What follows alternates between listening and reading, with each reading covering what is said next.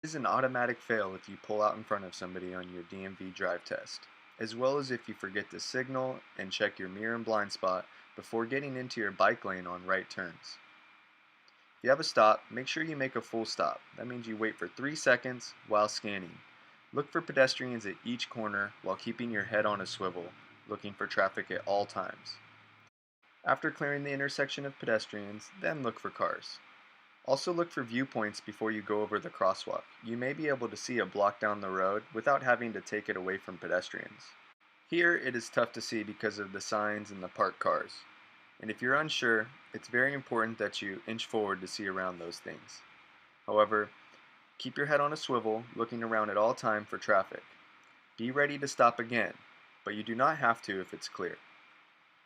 It's an auto fail if you pull forward too far and stop in the intersection. Try not to inch forward past parked cars or the bike lane.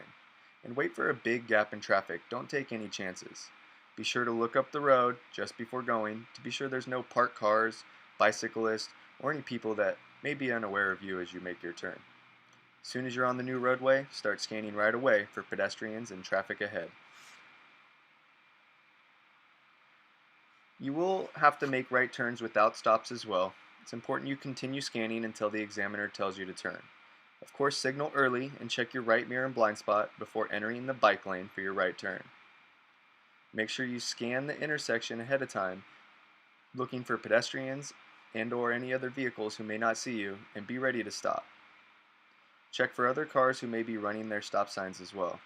Look up the road you're turning on for parked cars, kids, people, dips, potholes, or bumps before getting up to speed. You will also have to make a right turn at a traffic light. Make sure you do the smog check early, then get into your bike lane. Look up the road, see if the light is green. It may even be protected. If so, go ahead and go. However, if unprotected, be ready to stop for pedestrians. Always stop behind the line about 2 feet, or within 5.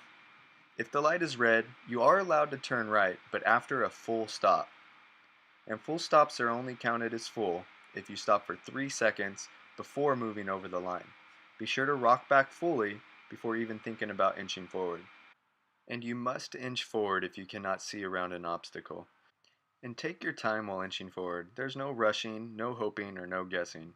You do not want to scare your examiner. And there might be a car coming about 90 miles an hour down the road. You never know.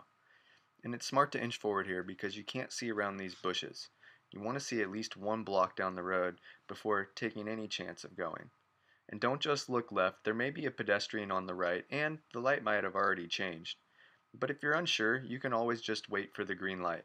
Double check before going and then take off.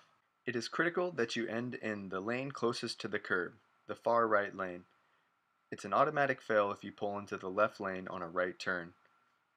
You would have to make another lane change after completing your right turn for it to be legal.